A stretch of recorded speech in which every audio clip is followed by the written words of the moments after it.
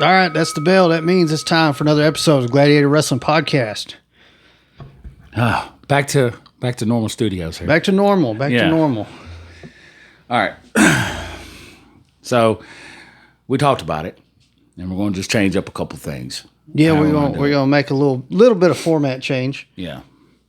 Nothing major. Which is originally what we had wanted to do, but I guess we somehow got sidetracked there, breaking down every single match of every single show. So yeah, well, a lot was going on, and there was a lot of stuff that you don't want to miss that we wanted to make sure. But we got to talking about it, and our weekly what do we call it? Weekly review roundup. Weekly roundup. Yeah. I was eating up 30, sometimes 45 minutes of our show. So we wanted to try to get that down a little bit. So we're going to focus on the major things that happened throughout the week.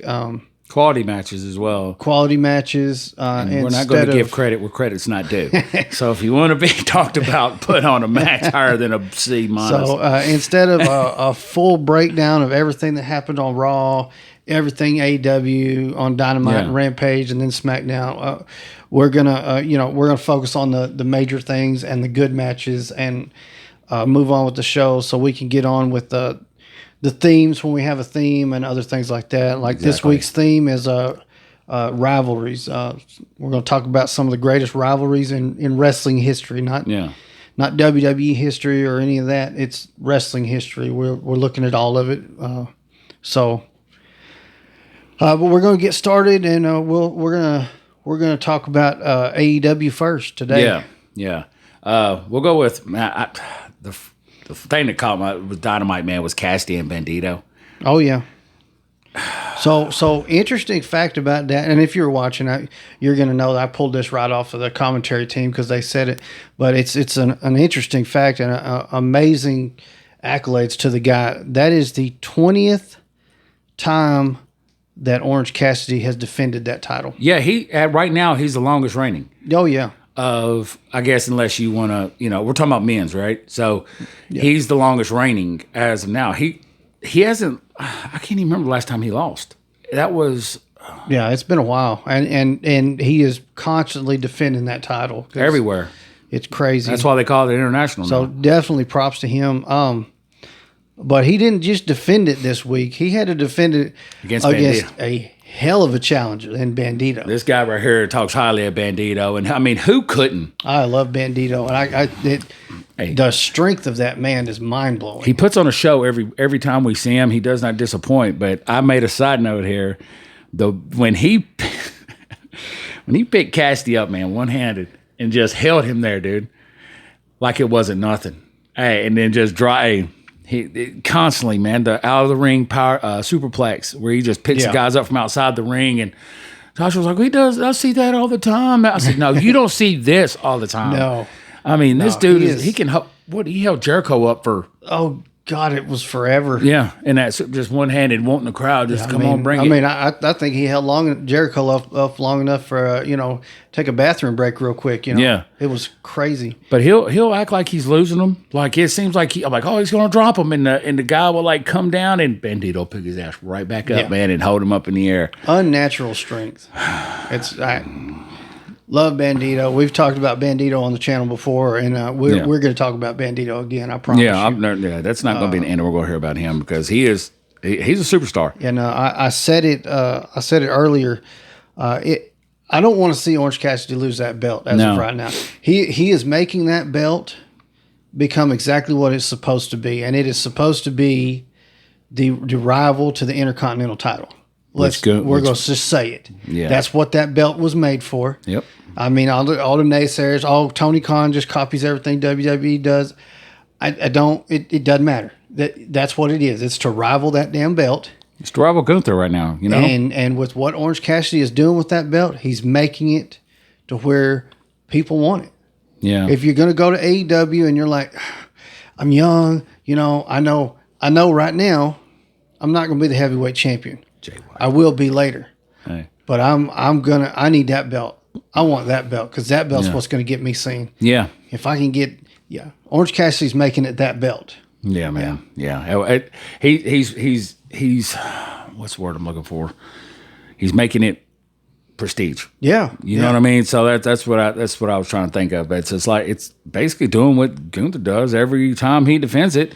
And I think they're about knocking heads. If you think about it, they're on the same amount of days as they're title holder. Pretty close. Yeah, but it's what should be happening. And if you've got a title, especially a new title belt like that, I mean, if you do not put it on somebody to establish it and make it where people want it, it's not a belt that's not gonna work out. AEW has another belt that's, if something doesn't change, it's not gonna work out. Right. I'm not going to talk about, but I had high hopes on the last podcast. Maybe why it was broadcasted on Dynamite, but I was completely wrong. So, but sometimes Jordan missed shots every once in a while. That was, let's see. One thing before we get off this match. One thing I did notice though, and you could kind of tell if you really look at it and watch the way Bandito wrestled the match. He almost kind of went into it knowing, like, thinking that he originally thought he might be dropping the belt to him, and then got told maybe at the last minute I'm not, and he almost looked like he held back doing some of his best stuff. Oh yeah, I will not say he had a bad performance at all. I'm not saying that. I just looked like he held back. Not saying that at all. Not at all. I love Bandito, and he performs, and there's a whole list of people that he will outperform any day of the week. But it did seem to me like he may have held back a little bit. Like he was like, if he was dropping it, I promise you, get the 5-star. You get the 5-star. But no, Dave, give him a 5-star rating there. But it's all well and good. We're gonna see much more greatness from Bandito. Moving past that, the next thing that caught my eye was Tony Khan's little announcement that they're bringing back they're going to do the Owen Hart Cup again. I believe, let's just say it, it's going to be, from this point on, we could expect it. Yeah, this time of year. Yeah, it looks like it's going to become a yearly thing. So, which is a good thing. That's cool. Yeah, I'm good with that. It's good. Hell yeah! And then. You want to jump Darby and Sammy, which we both said was going to end up being, because unless you want to fast forward to the end of that, when you had Sammy and MJF being best buds, and then Tony Schiavone stepping up and putting his words in. So one thing I liked before that happened, and I'm not going to talk. The match was nothing but I'm really digging the Wardlow having Arn Anderson with him. Yeah. Now he's got a new challenger, and I'm really interested to see that go down between Wardlow and Luchasaurus. I'm wanting to see what Luchasaurus has been learning and getting better at while he's off. So, I remember that. I remember the Wardlow, and then Christian come out with Luchasaurus. But the match itself that happened before that happened was a complete squash, and there's no need to even talk about it. There was a lot of those this week. Yeah. But yeah, Darby and Sammy's what I had next. Yeah, I remember that. He just demolished that kid. Okay, it was Sammy, and then. MJF comes down, they're doing their thing and talking shit. Yeah, the whole thing was supposed to be they screw Darby out of, being in that main event so that Sammy would lay down for MJF, which... Yeah. Tony Schiavone. Well, MJF made a comment to Schiavone. He said, hey, man, damn, because Schiavone was getting off. You know what I mean? Getting off topic what he was supposed to be saying. And MJF was just like, damn, dude, you're just old man gibberish now, ain't you, man? I mean, he's like, come on. But Tony Schiavone stands up. He's like, hey, you prick, shut up, you prick. He tried to sell it. But so, if I'm not mistaken, it's going to be Sammy, MJF against Darby and Jungle Boy. Right. It's a 4 pillars tag team match now. Yeah. I think it's this next week, and will determine if Darby and Sammy, Darby and Jungle Boy win. It's a 4 pillar match. It will be a fatal 4-way 4 pillar match at Double or Nothing. Yeah. For the and if they lose, it's just Sammy against MJF. Right. Yeah. I like how Sammy tried to get into the SUV with the MJF. He's like, "Oh man, we're full. There wasn't no way." It is damn empty seats, buddy. I like MJF, man. He was the most hated. as of right now. But hey, looking he's selling that character, brother. Hey, he is selling it. I kind of wonder if Tony Schiavone really doesn't like that guy. Because Tony Schiavone talks some mad shit when he's out in the ring. Yeah. Like, I learned a lot about their little backstage thing doing that, watching that All Access show. That because Britt will only talk to Tony. That's the thing, and I guess Tony has a little bit more pull around there than just announcing, because whenever they got an issue, they go to Tony. And cool. Tony sets up tries to get everything, because that when Sammy was doing his little run before he joined, is he even a part of JS anymore? I think, but he hasn't been doing anything with him, so there's not been anything official saying, Sammy left. It's just hands down, Sammy Guevara can go. Subway Sammy, as he calls himself, because he was working at Subway before he got his big break. That boy, he can go. He can go in that ring. Hey, the gimmicks he's used and some of his attitude. You set that aside. In ring, he's If he could go best out of three with Daniel Bryan, he can go. Oh yeah, he's definitely earned the 4 pillar thing. Yeah, definitely. I mean, he is definitely one of the standout AEW originals. I guarantee you. Sammy is really good. And he had I wasn't familiar with him, but when he signed, he had made a pretty decent name for himself on the indie scene and stuff. Yeah. So I mean, he had a good pop when he debuted, and he come out with the panda hat on and everything. I was like, what the hell is this guy? Yeah. But panda hat aside and gone off. He jumped in that ring, and Sammy goes. Yeah, Sammy goes, bro. Hey, not lying. He ain't afraid of the ladders or none of that. He's a trooper. I tell you what. Let's save this one. Let's save Cole for last. Let's jump to Omega and against Butcher and the Blade with Takeshita. Takeshita. Yeah, that's what we'll say. I was going to try to say his first name, but yeah, let's jump to that. Tired of butchering names. That led to a whole. Boy, howdy! Once again, we've got which leads up to May 10th. That's what's setting that up. Omega, Moxley, and a steel cage. Steel cage. That's going to be good. Yeah, like my steel cage matches. That whole okay. I think they're going to try to play it as Takeshita has like this choice to make. Does he join Blackpool or does he stay with the Elite? And I don't know if they're going to pull that or not with the way that ended, because they told him, you're against us. So, and then they just beat the hell out of the poor kid. Beat the hell out. And then Kenny comes over there and rushes, plays the whole thing. But and I once again, I know I've said it. I love this complete heel Blackpool Combat Club with the heel Bryan Danielson. I'm sorry. Yeah. Me too. I still want to call John Dean. You know what I mean? It's like, this rivalry's the thing here. Rivalry with the Elite and Kenny and is Takeshita really going to join the Elite or not? Stuff is good stuff. I believe that's going to set up some good shit, man. Omega, Omega against Braun. The talent pool in this rivalry. I know. If you just look at the 4, Kenny, the Young Bucks, Takeshita. That's a hell of a lot of talent, and Takeshita's way young, and he's about to learn a hell of a lot. Yeah. The other side, Bryan Danielson, Jon Moxley, Claudio, Wheeler Yuta. He's the Takeshita of the group. You know what I mean? He's young. He's learning.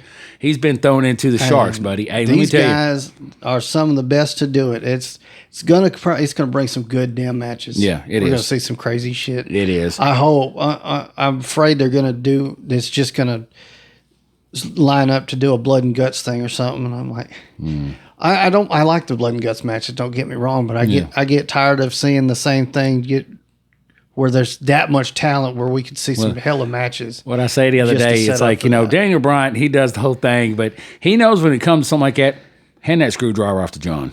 He meant Bryan Danielson. Yeah, Bryan Danielson, sorry. I call him by his last name. Hey, Daniel Bryan. Hey, you know what I mean? I call Bryan.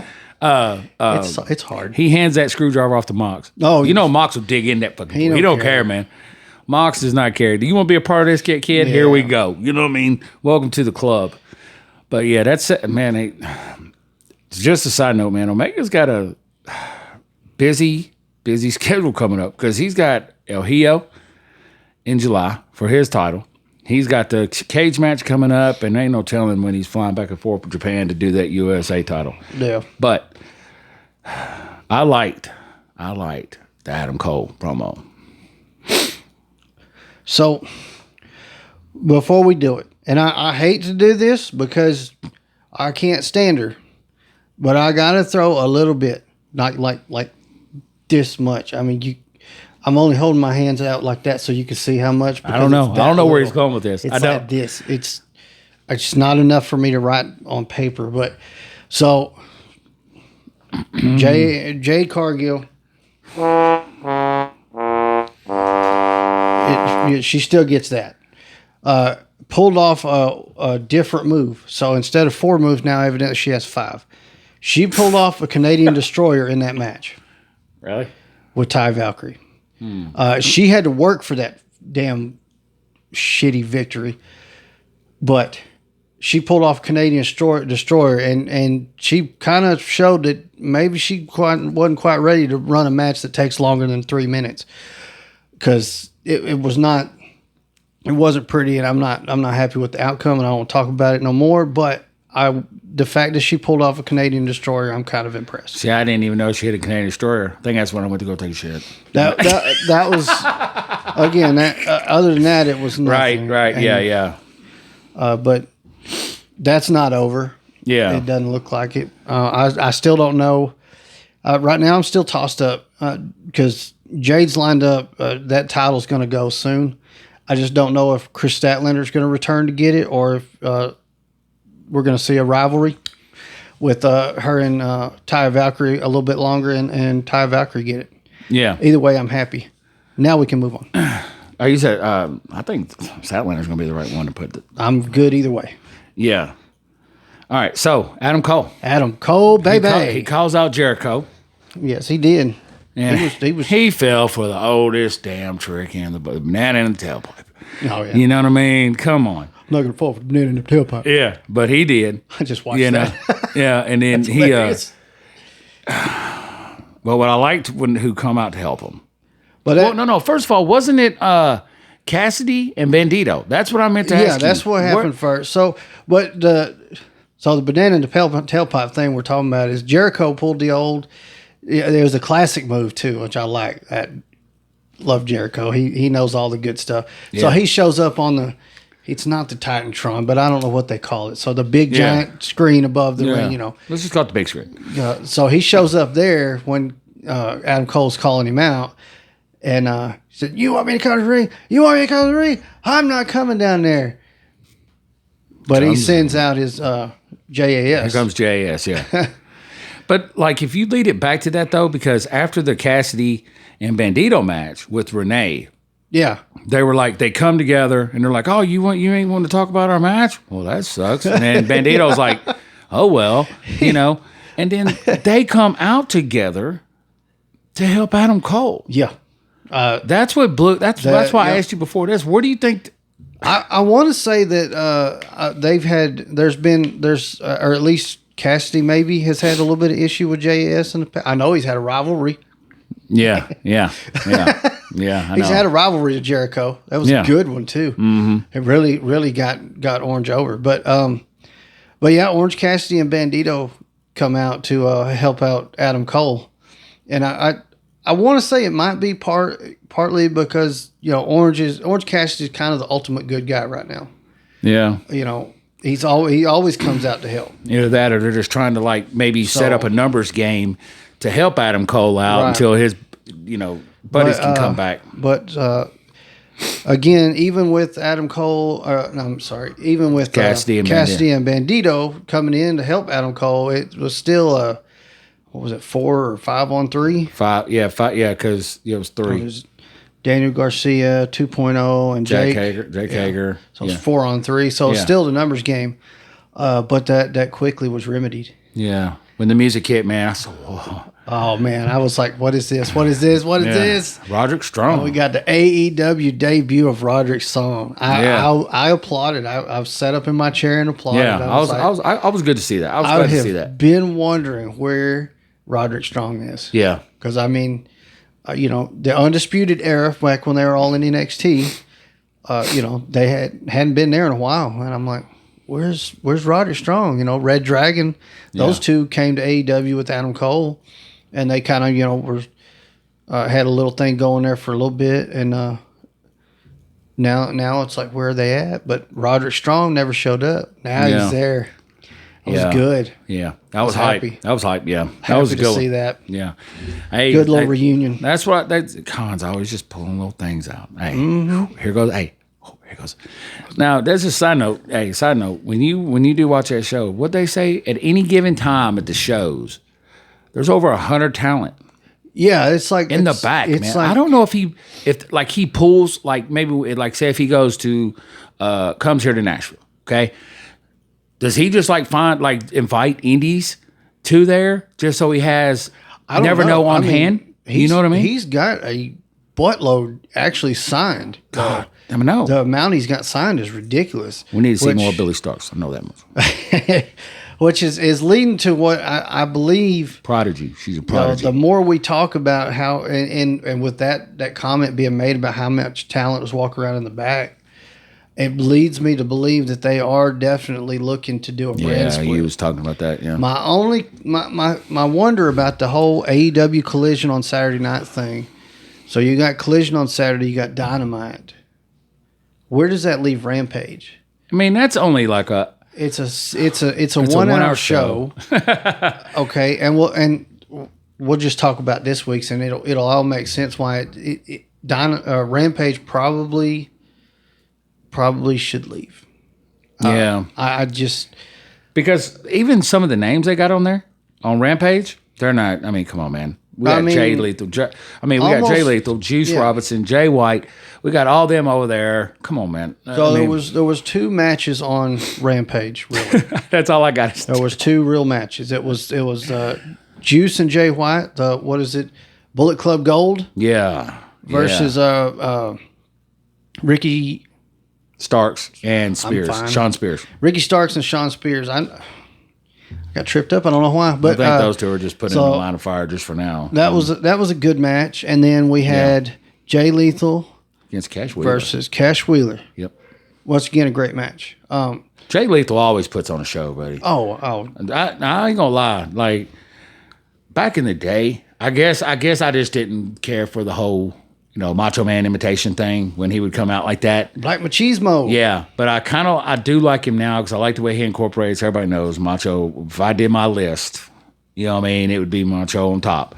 But it just I like the way he incorporates Macho's music, and he does Hail to the King. You know what I mean? And oh yeah, I like all that. But I like Jay Lethal. Again, not a lot of bad things to say about him. Yeah, I met Jay Lethal back in the Black Machismo days. Yeah. Jay Lethal's a cool guy. I really like it, and puts damn hell of a wrestler. Yeah, and don't you can't put nothing past Cash because Dax fought Jeff on Dynamite, which we didn't talk about, but FTR is good too, man. Singles, tag, it's all around.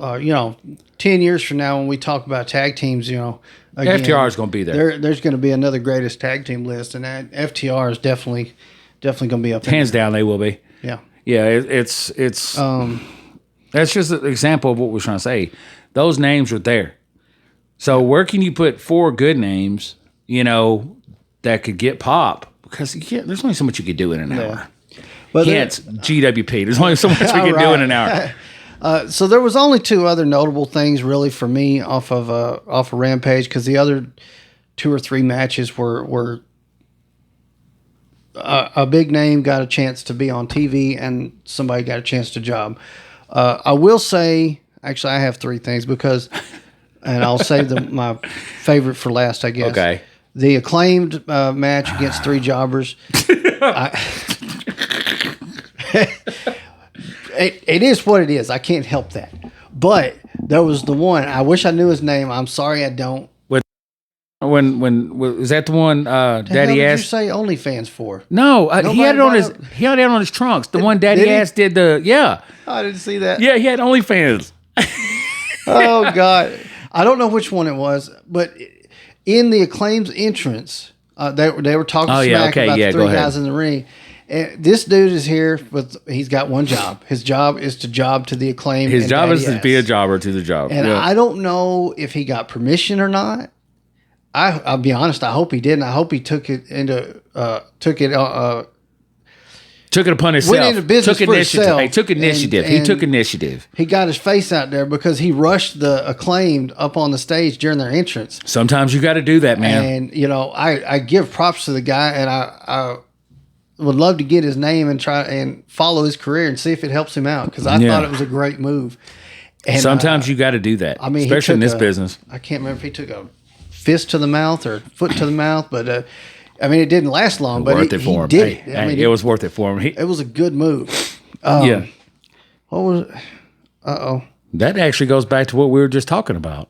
Hey. Oh, now it hit me. Do they just bring in talent from every state they go to just so they can have? Because if you notice, there's at least twice a month on Rampage, we don't even know the people's names that people are fighting. And I think that does. They don't even put them on there. They'll call them jobbers, or the names are too long, or the unknowns, or it's something like that. And I think these companies do that. My other two call outs. The first one was.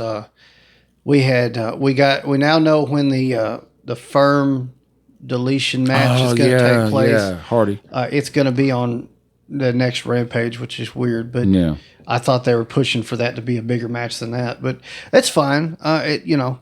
So we got that, but the other happened during the Jay Lethal match, and you brought that up, and it made me want to talk about this. So there was a fan who was driving people crazy with the sign. Yeah.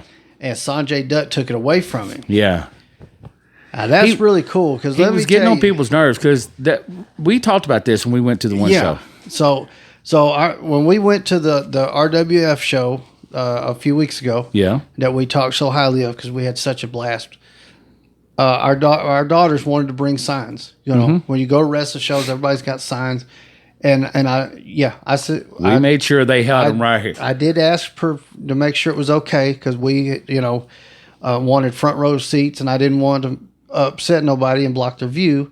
And Roy, the owner, told us it was fine. Mm-hmm. So they brought their signs, and I made sure they wasn't holding them way up high. When they did, it was when they were coming out. Then they held them low. I mean, they might for a minute, and then Bree and Dallas did good on that. Made sure they put them back down. Yep. So. When I went to a Monday Night Raw several years ago at Bridgestone Arena in Nashville, and I was in the second row, about 10 seats away from the ramp. There was a family in front of me, and all four of them brought signs. Yeah. Hey, and all I wonder if when I'm saying the guy behind me can't see. Right?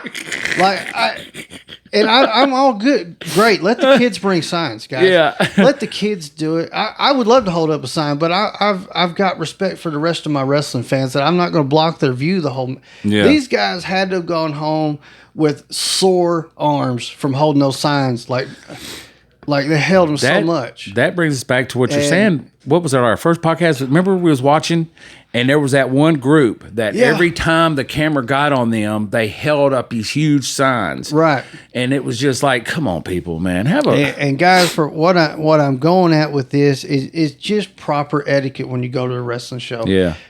Yes, if you're at a film show and the camera pans, hold that sign up. But don't block people's view during the matches. I mean, Sanjay. I like Sanjay. So it's, especially if you're down in the front row, you got somebody 2 and 3 and 4 ain't gonna. You got paid a lot of money. Pay a lot of money to get seats in row 1, 2, 3, 4, and if you're blocking 2, 3, and 4 where they're missing Bandito do a suplex. I probably think I would jerk the sign out of their damn hand. You already know I would. I'd be like, come on, man, quit being rude. That's just all I'm trying to say. Proper etiquette when you go and you want to bring a sign. I commend the kids. Let the kids bring the signs. I love it. That's what it's for. But if, as an adult, make sure they understand and teach them the proper show etiquette and use it yourselves. It's not about I don't want to see your sign. I love the signs. The greatest thing I thought in the world was when they started putting them in the wrestling games. Yeah. Yeah. They had the signs. Didn't they have it where you could make your own sign? Create a sign, create a fan or something like absolutely. that? Yeah. I mean, I love signs. I'm not knocking signs at all. Just use proper etiquette with them. Sanjay is more than just riding with Jeff and Jay. He actually handles a lot behind the scenes, brother. Yeah. And if you watch, I keep hating to say it, but if you watch it All Access, dude, you learn a lot about AEW, brother. Sanjay's been around for a long time. Yeah, I mean, him and Jay Lethal go way back. Their early days in Impact or TNA back then, it was TNA. He probably sat back, watched on the monitors that being happening over and over, like that sign thing, and you could tell. And he probably heard somebody say something, so he's like, "Man, give me that. I'm throwing it in there," kind of like with the hair thing with us at RWF, unscripted. You know what I mean? Yeah. You know, he's probably like, I'm tired of it. But shout out to Sanjay, but just have a little bit more decent respect for the people behind you. Just, you know, just good etiquette. And yeah. Like I said, I would never get mad at a kid for being in front of me and holding up their sign. I might tap the dad on the shoulder and be like, "Hey, bud, can you, during the match, have him not do that?" Yeah. You know, and if the wrestler's looking over at him, I'm not going to complain that he held the sign up for him. Yeah. That's fine. That would be funny if we go back and look at the tape of that old Bridgestone and you look and it actually says this guy behind me can't see and you're there. You'll probably see me going. Yeah. Hey, see you bumping you know who down there. Oh, man, come on, this is crazy. All right, so that'll wrap it up for AEW because, hey guys, you once me and Josh starts talking about it, it'll go. It'll go on. Off, it'll go on and go on. So yeah, but yeah, let's get into WWE for the week. I mean, can I just say real quick? I don't have it for them. So I like the draft. I'm interested in the draft, so that's why I'll follow up for you on that. But if you have some side notes on some matches, you know. Well, I don't really have any side notes on any matches, to be quite honest.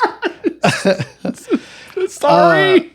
But the focus right now was the draft. Yes, okay? yes. Let's say that. And with Raw going on, there was only one focus on Raw. Oh, no. Can we just talk real quick before we get to the draft? The title, man. Yeah. Okay, is that where you were going? Yeah, that's where I'm going. That's what Raw was all about. Say it, hey man. There was nothing else going on Raw. No offense to hold on. I lost it. Seth Rollins cut a killer promo on Raw. What in the fuck was he wearing? Look, I have been asking this every week for the past But sometimes though, man, I like what he wears. But dude, that was. Hey man. Hey, can we? Hey man. Hey. Well, you just talked about it the night before on our podcast. What the hell is this Seth Rollins almost thing? And they did it. They showed it. Somebody's listening. And we will find out. But man, Seth, come on, dude. I don't know. I asked Tasha over there. I said, "What is that he's wearing? What is that he has on?" It's Okay, yeah. Okay, go ahead. But Triple H, revealed the new belt. And we did call this 2 months ago. I put it on the World Heavyweight Championship. Hey. Look on our page. We told you so. When I do the editing of this video, I may try to put it like right here if I can. Yeah. I don't know if I'm that smart, but I'm going to try. Remember, right here. Right. But if you take a good look at this belt, and gold, baby, it is the shape of big gold. I thought you would have had a big gold in here. No, I have an AEW belt. Oh. I don't have big gold. I have I've got Goldberg up here with the big gold. Okay. But the shape is the same. Except for that. The top curves are more exaggerated on this new belt. And I saw a lot of negativity online about it. There's always going to be that. That's nothing I like new. it. I like the belt. I know a lot of people are like, why is the logo in the middle? Look, it's WWE. Let's take a look at the other belt right now. Sorry. What is the other belt? God. A whole giant freaking logo. There is nothing else. What champion started? Was that The Miz? Yeah, it was The Rock. With the W? Yes. Seen him put the spin on it. Yeah. Right? And then I know Miz turned it upside down. The Rock, when he took it from, I believe it was Punk, he debuted the new belt that was just the big giant WWE logo. I've said it for months, even before we started this podcast. Please, and me and Josh called it. We told you so. Yeah, this is going to happen. And the big WWE belt that they've had, yes, it's encrusted with jewels and stuff, and that's great. But a championship belt, thank you. Keep going. All about blam, be in your face. It's gold. It's always supposed to have been gold. Like the Triple B. We're always hunting for championship gold. Championship gold. If I can reach it. I did also too, a little side thing too, is on our page, I did a history of the belts. Gold. Oh yeah, I saw that was good. Championship gold. That's what you're looking One for. winged. Man. The winged. Shall we talk what was it? Macho Man? I think he's the one that debuted that one. The one that I like so much, and then you had the skull, and then Bret Hart. You know what I mean? Yeah, it's everybody. They say every champ puts a stamp on their title. I wish that Stone Cold figure came with the Smoking Skull belt. I love that belt. Yeah. By the way, tonight is the Stone Cold episodes of all the AEW shows. I can't wait to watch those. I'm excited. Yeah, me too. But he does come with the Attitude Era belt that they had back then, which is a really cool belt. But this belt, I like. I know there were some other people saying it's crap belt. It's just a consolation prize because they're never going to let Roman take. This is why they're doing it, and Triple H said it in the announcement. Roman was so smart. Yeah. That he negotiated himself in not having to perform. Yeah, I don't like it, but yeah, he was. It was a smart. It's a smart thing to do. You know? Oh yeah, forget about. We're going to talk about Naomi. She made her. Oh yeah, that's going to bring something else up. While we're speaking about WWE, well, go ahead, because I'm going to give a big shout out to Nia, man. She's looking good. Yeah. All right, so. Just go back. I like the one that it was the WWF World Heavyweight Championship, and that was first holder was Savage, right? And then you go to the next one from 96 to 2002. No, 98. Was that 98? Yeah, 98 to 2002. First holder Stone Cold. That's the one. Hey, those two belts were my favorites. Those right there. Oh yeah. Yeah, and the one right above it, the one Macho Man held. Yeah, that one, I think that's the little bit of blue. That's the one that figure came with, yeah. But if you look at some of these titles, favorite. They have come, just go to our page. We're going back to WWF. Right. I think first we picked our favorite belts on a bias, though. Macho debuted yours, mine's Stone Cold. Yeah. Hey, everybody knows, hey. First holder Triple H, but when you look at it, man, it's like we sit there and talk about it. Even with the only holder Hogan, look at that one in the bottom left. It's almost all silver, but still, it looked like a title. Oh yeah, and well, I'm not gonna get him down, but the Hogan figure up there, I think that's the belt he comes with. It does, yeah. But so just with that though, we'll get off the belt, but I like it. Title, I like it. Title, whatever. Belts hold up pants. Titles are for champions. Whatever. I like it. I think it looks good. And yeah. And could I do without the WWE logo in the middle? Yes. But I would much rather it be. Does it say World Heavyweight? Yeah, I think so. World Heavyweight and then champion with the logo in the middle. I think that's what it looks like. Yeah, but I mean they could. But I would prefer that logo than it just be the entire thing. Yeah, of course, yeah. So, but like I said, people don't realize, and this goes back just to 2 seconds what we're talking about.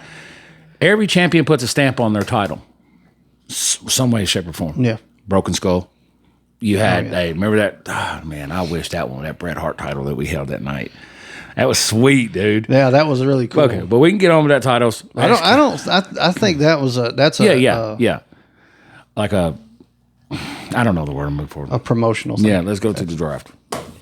But Nia Jax, real quick, she looks good. Yeah, she does. She looks good. She's lost been over 60. She's been getting herself ring fucking ready. Hey, she looks good. Hey, shout out, absolutely. Nia. She looks good. But with the by now everybody should know, but I'm going to go ahead and say it. With the new belt, and we're going to talk about where he gets drafted here in a minute. Wherever Roman gets drafted, he will continue being the WWE Undisputed Universal Champion. So I wonder if he's still going to carry 2 titles. I think they're going to end up combining those two. I haven't seen it set in stone, but I did see some. Now I did see something going around line. Rumors, of course. Rumors are what they're meant to be, is rumors. But there's supposed to be a new release. They said that he has also approved another one. H has also approved another design. So they may combine that one to become a different, what they will call a WWE Undisputed Universal Champion, I guess. I don't know. Yeah, it kind of goes, that picture I joked around with on our page, it's got Roman like this, then he's got one around here, and he's got another one. One of those titles I've never even seen before. But yeah, like you said, to determine who will have that new belt, World Heavyweight Championship, that will be determined at Night of Champions. Yep. Oh, man, there's a lot of people I could see that on, though. Yeah. Hey, everybody, Cody. But, dude, you still got Seth. You still got, I like the way, who was it telling, I can't ever get his name right. Mustafa Ali. Was telling Gable, God, you would just do it. We've said it before. Gable's good.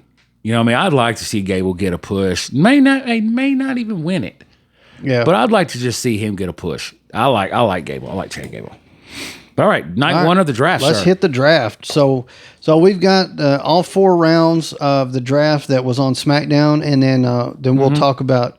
They announced some more draft picks on Saturday. Was it Saturdays? What was it? Talking Smack or something like that? Yeah, we didn't even know what happened until we got here to the podcast. It was on Peacock. So, but round 1.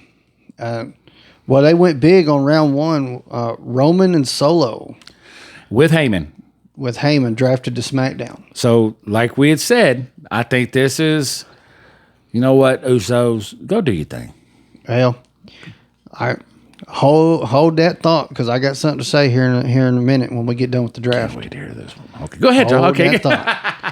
So the next draft pick was Cody going to Raw. Now, is these all Raw picks you're doing right now? No, this is round 1.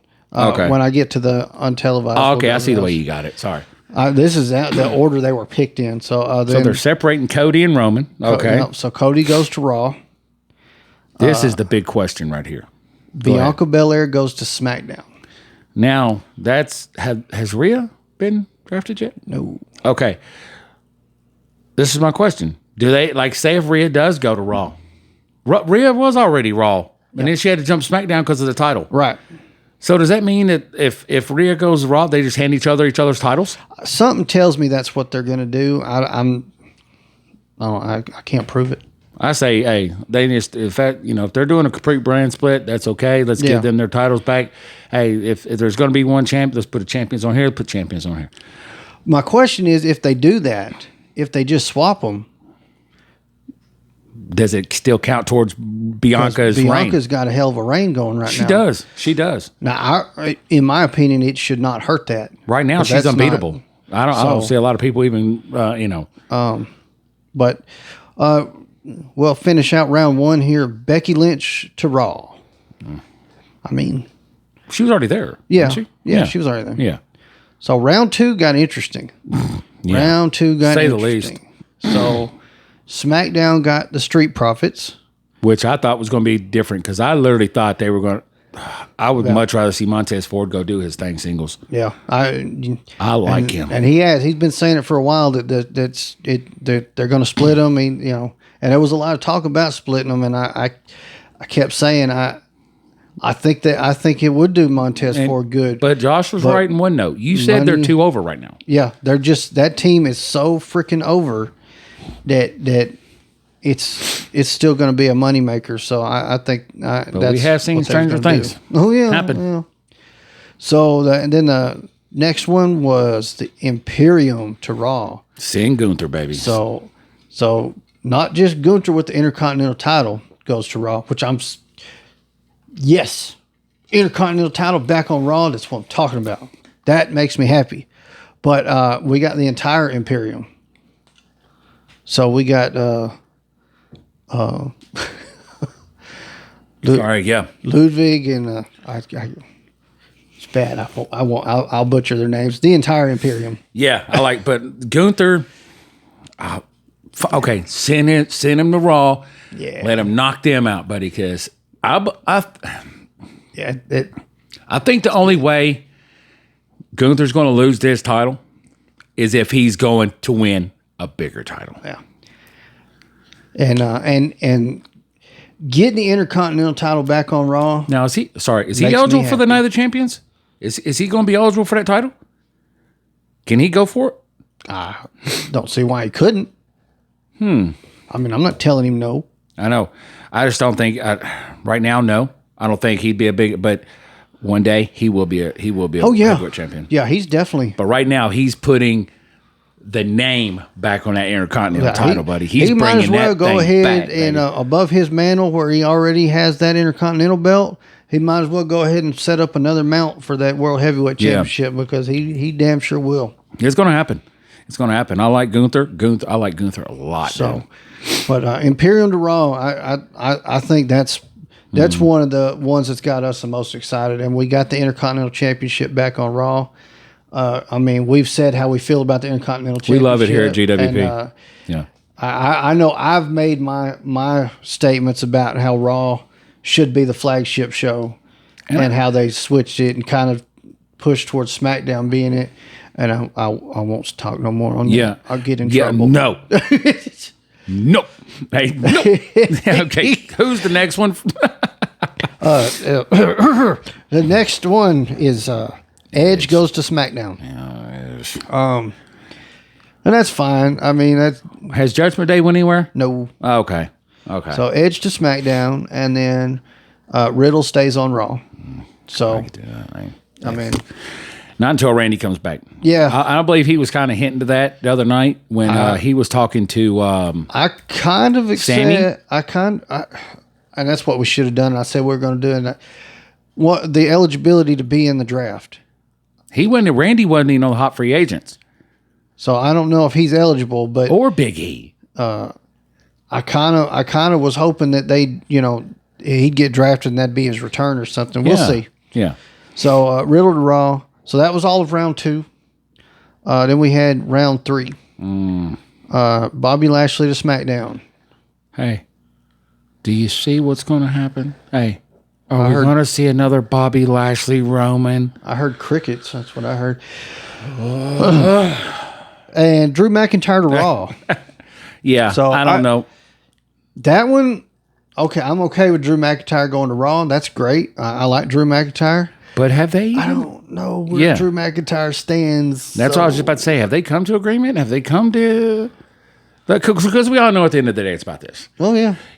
So. But I don't know. So that one is interesting. The next one, the OC to SmackDown. The only big news on that was AJ Styles is back. So I don't know what they're going to run on SmackDown with the OC. I'm great. I mean, that's fine because the OC is great. Yeah. I just don't know. They hadn't been around, so I don't know what they're going to do. I agree with you there. I like the OC, but I don't think they're being used right. I'm sorry. At all.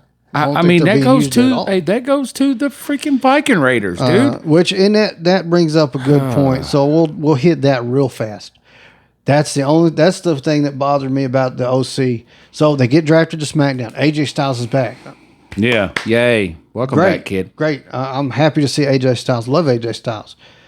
The only problem is they came out and then the Viking Raiders come out. Yeah. So Michin, Luke Gallows, Carl Anderson just squashed the Viking Raiders. Now see, that's every wrestler. Look what the Viking Raiders did to the New Day. Yeah. Demolished them. Made them look freaking bad.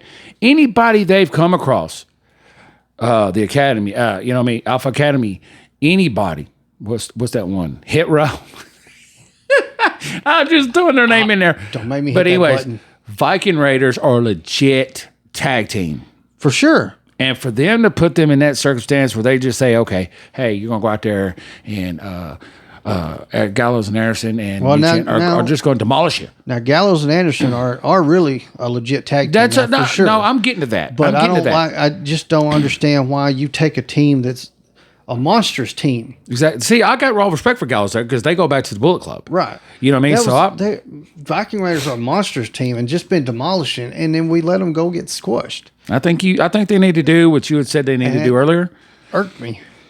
Go back to Ring of Honor. Yeah, right. Hey, believe me, Ring of Honor would love to have them. Okay, all right. Yeah, Let's keep going before we get too deep in a rant. Yeah, because we will do it. The Miz stays on Raw. He's just an announcer now. He does still put on a couple of goods, but it's always a gimmick. Yeah, comic. So, and there's another one that interests me because the only thing, and there's no official that anything's been split up yet. Right, of course. The Usos have not been drafted. I'll go to that because they're not on. Things happen at WWE. So no team has been split. Street Profits went without being split. Roman and Solo. Mm-hmm. We could see a split with the Usos not getting drafted to SmackDown. We don't know. Yeah. OC didn't get split. Now we have Damage Control. And this is the one I thought was going to split because I thought they would draft Bailey and leave the other two or vice versa. Well, like I said, this is probably still, but contracts are probably still, there was no in split. Line then. Right. You know what I mean? We don't know what's going to happen in a month, even next week. And I'm kind of excited about this one. I already know what that's Shinsuke Nakamura to Raw. Hey, that's going to lead back up to a rematch for the IC title with Gunther. Okay. And here's another thing of why I get more excited about some of the good guys coming to Raw. Yeah. I work on Fridays just like you, so we don't get a chance to watch SmackDown. We have to watch it recorded after the fact. True. Raw is the one we get to watch. We're off on and we Monday. get to watch the Sunday night stuff, the one. So, I prefer to have the best stuff on Raw, but I get it. So here's where it got crazy, and it was good. It was good comedic stuff. The ones announcing round 4 was Shawn Michaels and the Road Dogg. Yeah. So, and we know Shawn Michaels' involvement with NXT. So the next, I got a little thing to say about that. Couple of draft picks. This is freaking crazy. Is the NXT Women's Champions to SmackDown? Hey. Isla Dawn and Alba Fire. She's supposed to be in a triple threat. She's supposed to be in a triple threat at Spring Break-In. So where does that leave that match? Against what's her name? Roxanne Perez, and I can't remember. Yeah. And can you guys hear the wind blowing outside? I can't think of the other girl's name, the blonde-headed girl. I can't think of her name. I always call her the new Brooke Hogan. I can't remember her name, but anyway, she's supposed to be in a three-way. She's supposed to be in a triple threat right now. I'm sure they'll still have it. And go ahead. It's not the first time they've brought up an NXT champion while they're still champion. But we're pretty much going to say it's a guarantee. That happened before Solo. Yeah. They brought the heavyweight champ up before. Yeah. But it's a pretty much guaranteed sign they're about to lose those. Of course. So, they had to announce that. So Shawn is like, it breaks my heart. I'm happy for them, but it upsets me that I'm losing them. And he announces them, right? Yeah. So Road Dogg goes to make the next announcement. That's this. It just got wilder. Road Dogg says, well, if that one caused you to lose your smile, I don't know if you can lose your smile twice in one night, but you're about to lose your smile again. Yeah. And he announces Indy Hartwell, the NXT Women's Champion, to Raw. Yeah. And Shawn Michaels takes his card with the announcements and just tosses it. That's right. I mean, that's classic Shawn. He got you said about the Indy Hartwell, then it was they also got the NXT Women's Champions. That's what I said Tag first. Teams. Did you say them? Yeah, that's what I said first. Isla Dawn and Isla Dawn. Sorry. Yeah, and then it was Indy Hartwell. So all of the NXT Women's Champions are gone. Are now on SmackDown and Raw. Good for them though. Yeah. Because some of them, I kind of, when I was thinking about it, NXT does their thing just in one center. You know what I mean? Oh, yeah. And all those people got to go there, and they all got to fight for a spot to be seen on that one show. It's not traveling. It's unless you're asked to, but Right. So now we had Raw get a whole bunch of picks during the. I don't like the first thing. I don't like the first one. I don't think you should have been called back up. Sorry. I don't know what's going on why Raw got like, what is it, 1, 2, 3, 4, 5, 6, 7, 8, 9, and then 2 for I don't like the very first SmackDown. one. I don't care for him. I don't think he should have been brought back to the main roster. So he's talking about Apollo Crews going to Monday Night Raw. Yeah. I don't care for it. Candice LeRae stays on Monday Night Raw. Chelsea Green and Sonya Deville, Monday Night Raw. Every time I just think about what's his name? What about the baby? What about the baby? Dexter Loomis. I like him. Stays on Monday Night Raw. I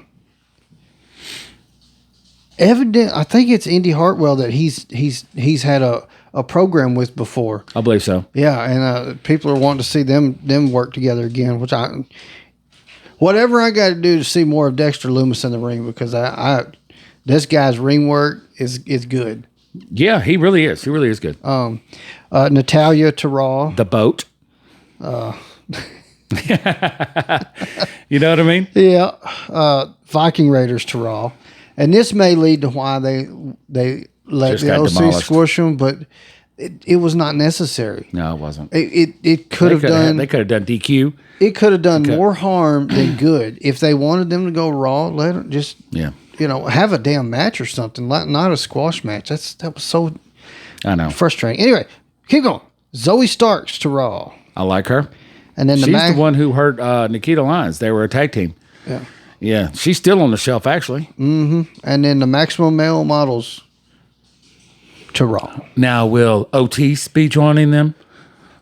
Well, we don't know. We don't know where Otis is getting drafted. Yeah, so true. who Tomorrow, knows? man. Hey, tomorrow will be the night. So, and then just we bypassed. we only have 2 for SmackDown.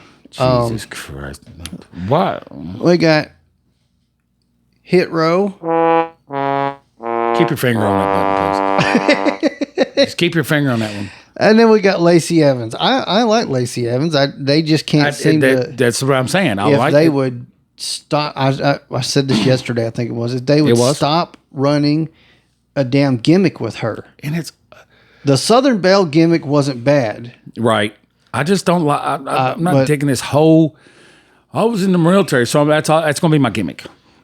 You know what I mean? I felt if they're going to do it, let's find a better way. So that gimmick could have worked. That gimmick could have worked if Slaughter had come with her.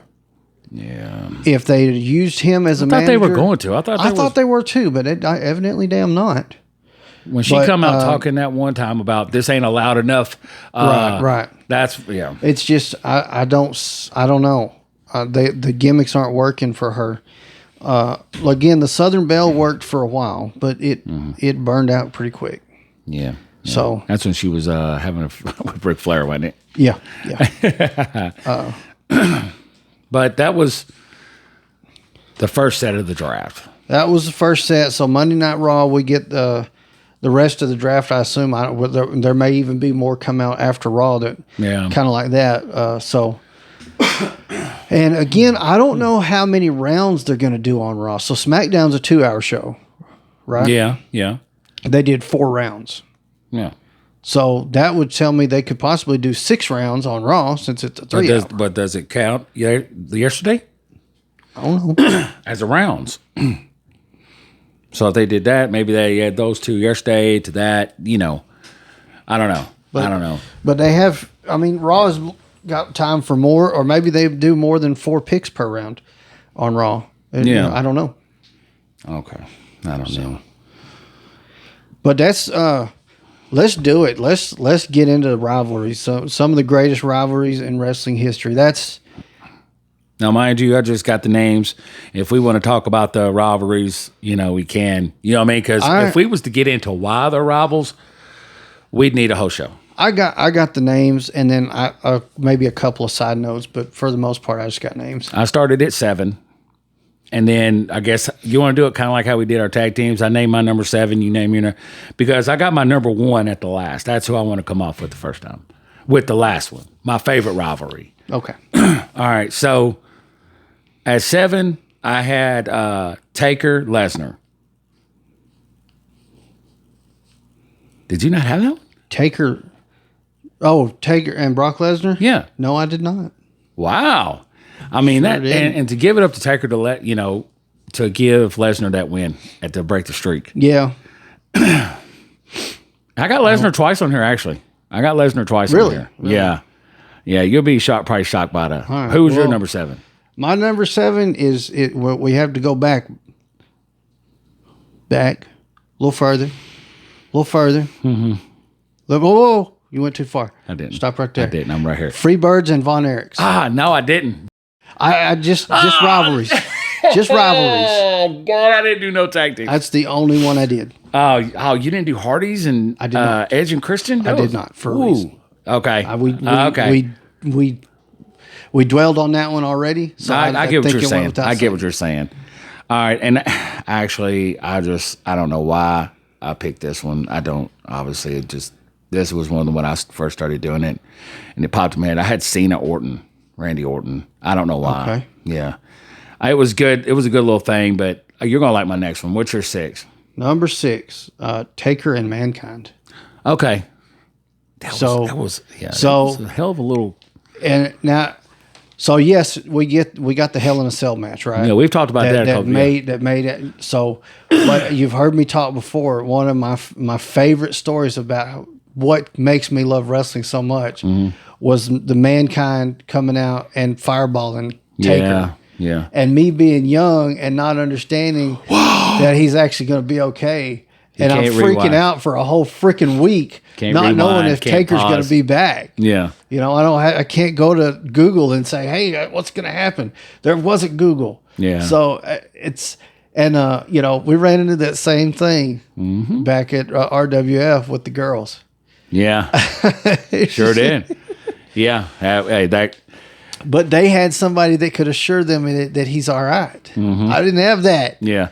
We had to tell him. A couple times. It's like because when I was like, damn, they got emotional. When Boogie Woogie was getting hit with them chairs on the other side of the rings, and Bree, all she was seeing was the chair coming down and the sound.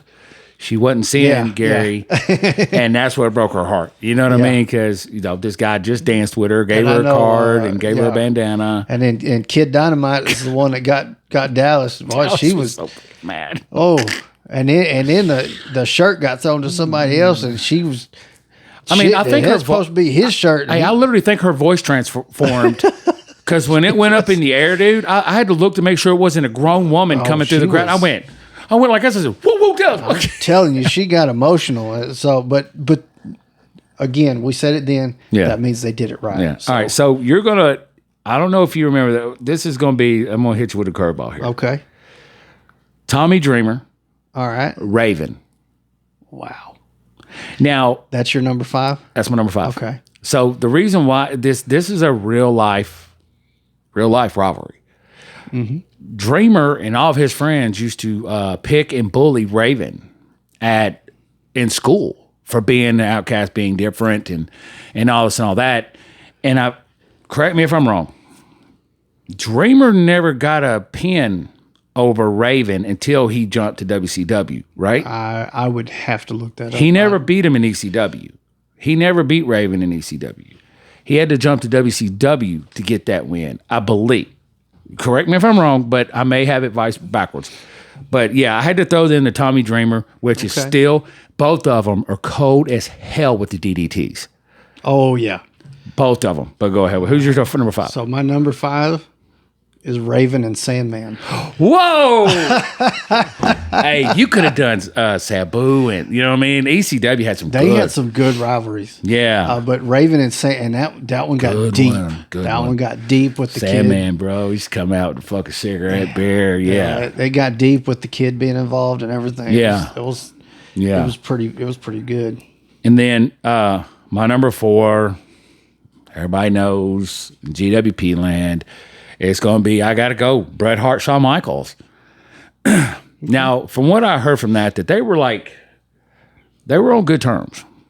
But I think it was 95 or 96. That's when the heat started picking up. Yeah. Because I think they had lost Hogan.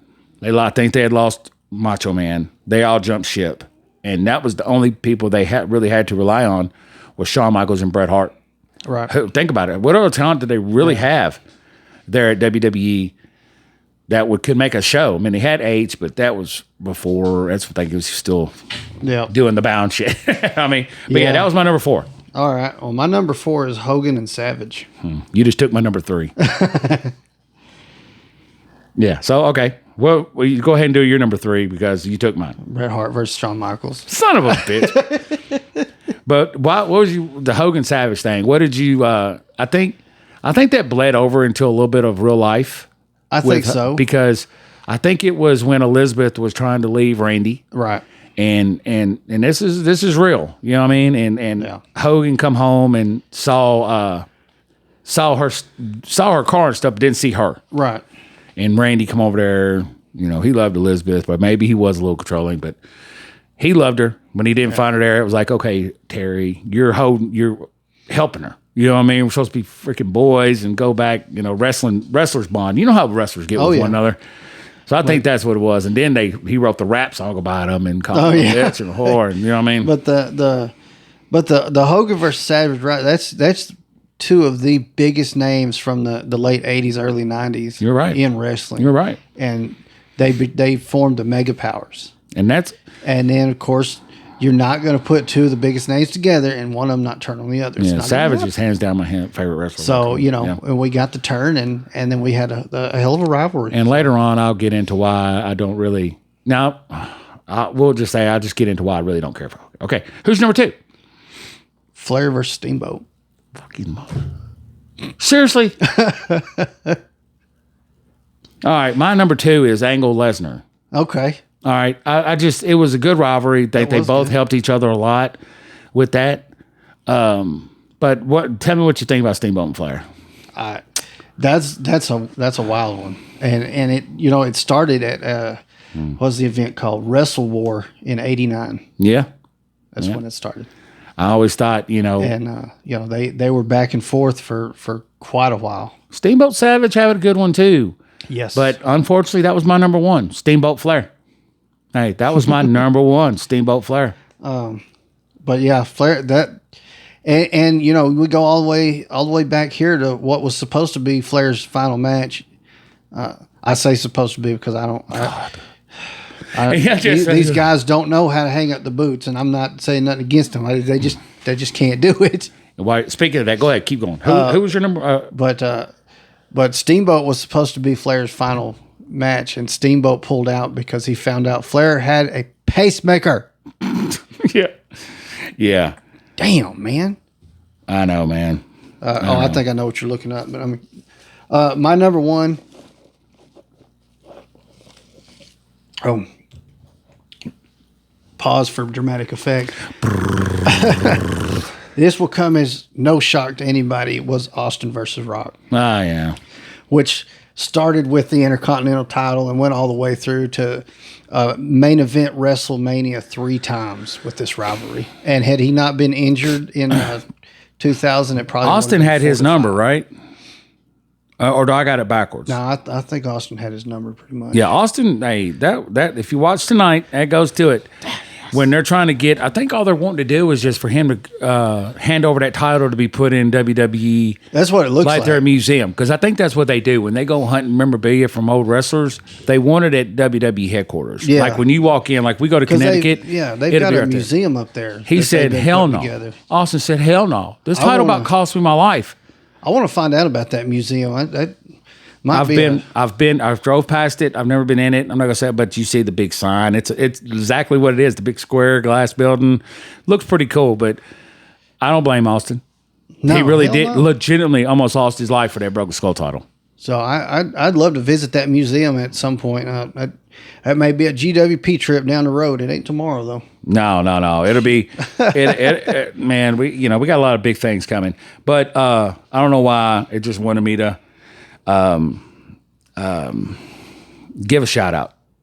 We didn't ever talk about it. You already know where I'm going. Yep, I got you. We're going to talk about Jerry the King Lawler real quick. I don't know why it popped in my head last night when I was talking to Josh. I said, you know what, dude? We didn't. We followed up on, I forget who else got injured, but Jerry Lawler had a stroke. And Jerry being who he is, apparently this was just put out the 22nd.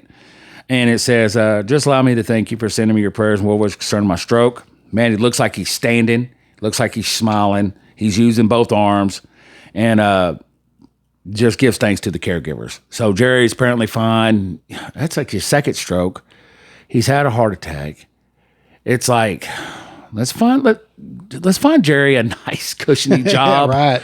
in Connecticut, or I think he's still signed with WWE. Can we just get him a throne there in Connecticut? Yeah, to sit on. Yeah, let's face it, he's still the king, and let's face it, he fucking deserves it. Just get him his throne, dude. Up until like last year, I think I saw he was still doing matches in outside arenas, and he rode in on a horse. I know where they could put it. Go to that one office, clear everything out of it, take that name off the front. You talking about that corner? You talking about that Vince McMahon? You talking about that corner office with the great view? Put that big giant ass throne in there, because Vince don't need that office. He needs to sit at home and let Triple H run that son bitch. Please. Sorry. Please. Damn, was that Austin channeling through me? Yeah, Jesus. they believe so. My bad. And who else were we going to talk about? Dante Martin. Dante Martin, man. Jesus Christ. I'll put that on our website on Facebook. Yeah, he God, that injury. Snapped his ankle, pretty much, is what it looked like. Good God. I'm Pentagon, man. He felt bad about that one. You know what I mean? But there's nothing you can do. It's part of the sport. That wasn't intended in no way, shape, or form. That wasn't intentional. You know what I mean? And the you're looking at only so much you could do off a ladder through two tables. Pentagon and Dante, with the style that those two play. Exactly. That's got to, injuries to be expected. It's going to happen. Yeah. That kind of style is dangerous, but goddamn, it looks good. I know, man. Like I said, what can you really control coming off a ladder doing coming through two tables? You know what I mean? Or was it three? I don't know. But so a couple of things, because I missed them before we started on the Rivals stuff. So I looked today. I saw some stuff. So as of right now, the Bray Wyatt status is still.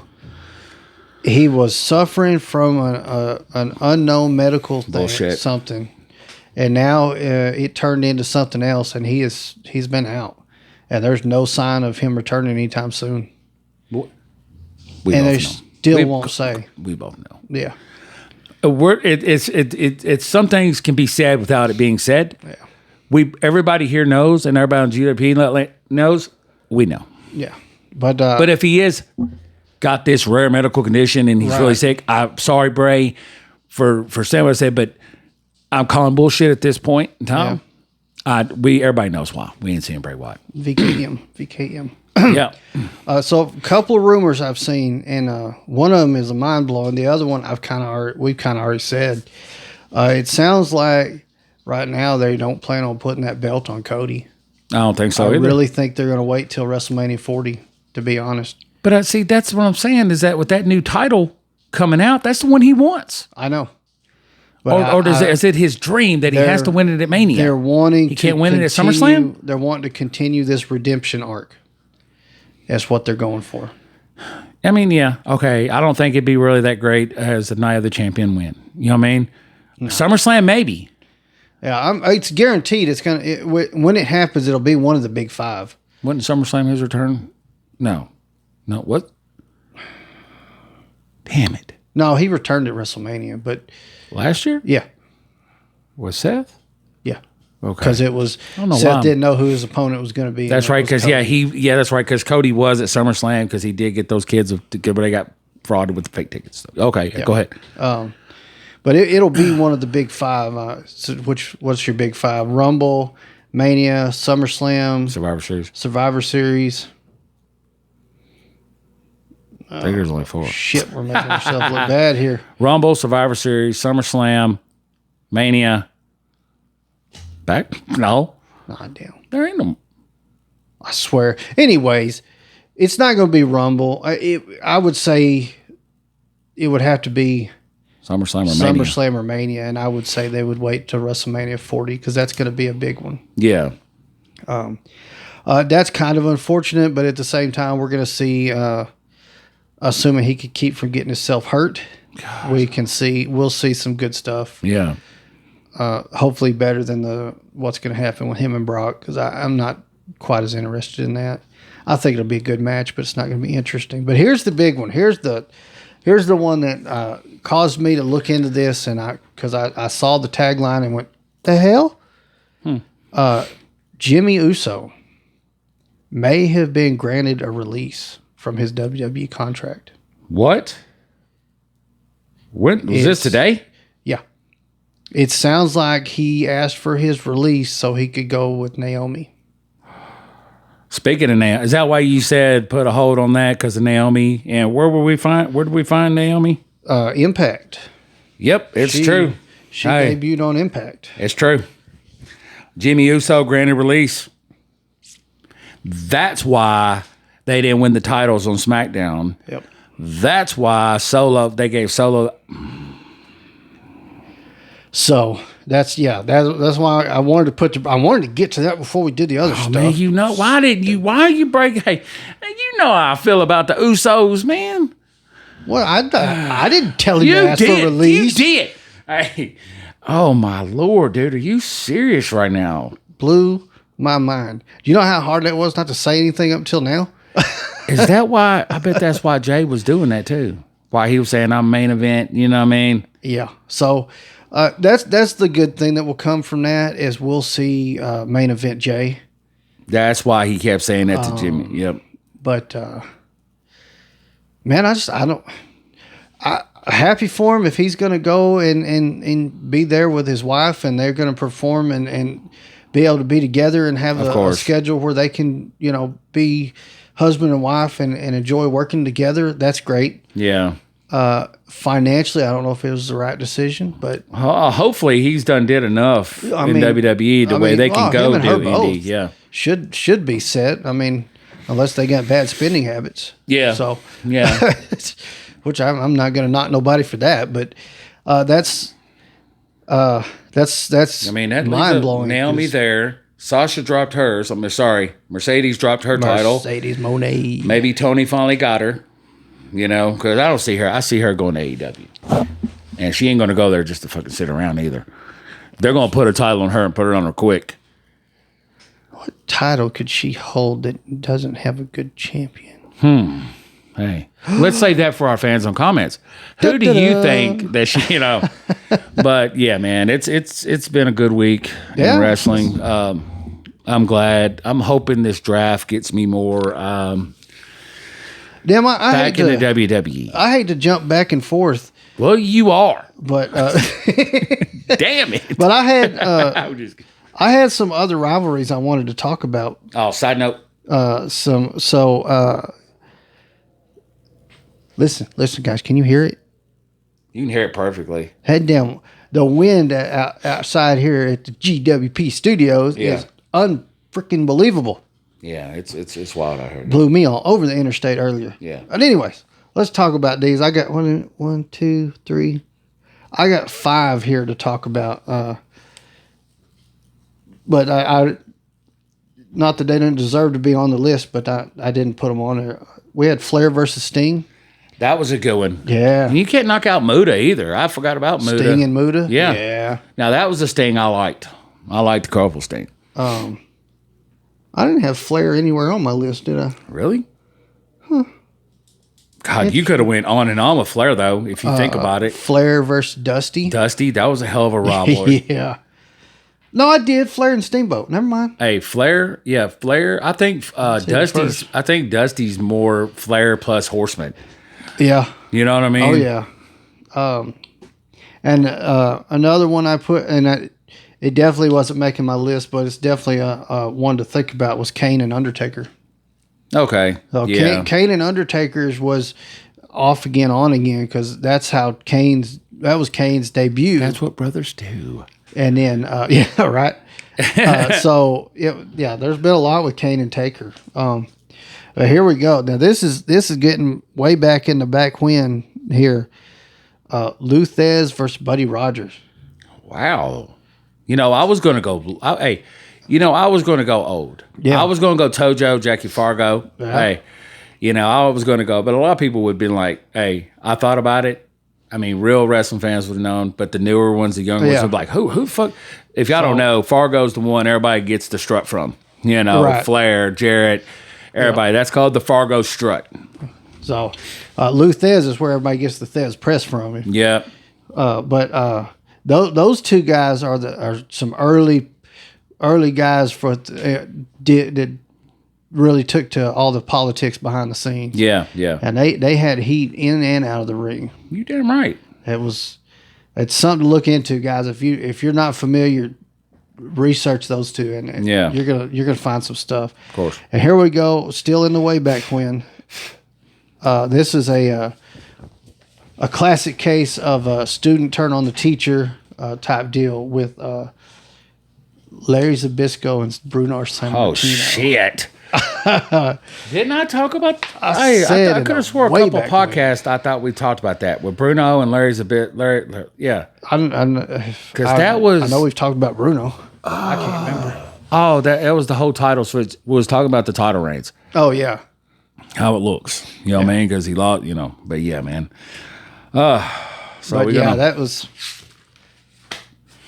was some other rivalries that I wanted to. I mean, you could go talk about, but there's so many more. I mean, I could have went on and on about WCW versus NWO, but that rivalry started out with a lot of amazing content. Yeah, and then it went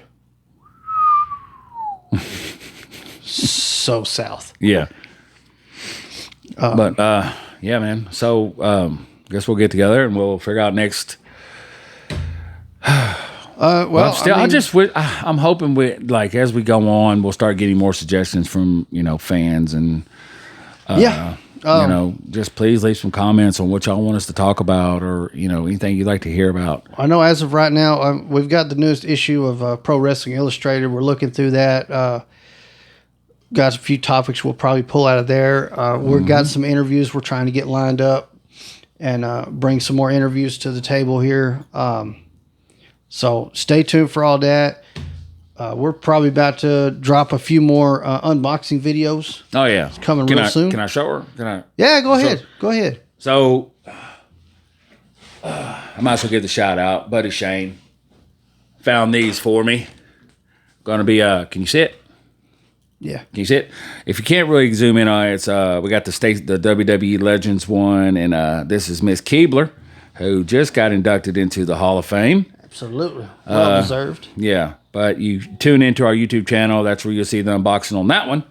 And then Shane got us this one too. Now, I kind of like to, me and Josh had an opinion about the, the face sculpt. Yeah, but I like the way they do it right here. Look, WWE Legends, but they mark it out. And they got the black spray painted NWO across it, man. And he comes with a red and black NWO Wolfpack shirt, and then even on the back, everything WWE Elite is crossed out with NWO. Every single part, man. That's pretty cool. You're gonna get a much better view of those if you check out the unboxing videos. Yeah. So, and can I just say one more thing before we end this up? I'm gonna give a shout out to my cousin Phil. Man, growing up, that was my wrestling buddy. That's one who always, when I said we'd go down to the fairgrounds and everything, recently got back in touch and just want to give him a shout out, and hopefully he likes the show, and maybe one day we can get him on, because hell, he's just a big wrestling geek like you and I. You know what I mean? So Phil, it's good to talk to you again, buddy. Love you, and talk to y'all next week. All right. So that's going to wrap us up for this week. As always, make sure you like, follow, subscribe, leave a comment, and turn on your notification bell so you'll know when all the content comes out, all of the unboxings, the trading cards, and, of course, the podcast. And we'll continue and start trying to bring some more content to the table as well. We're going to continue regardless. And I think we might do another live here coming up soon, too. So stay tuned for news on that. That's news to me. Go ahead. Same Gladiator time, same Gladiator job. See you next week.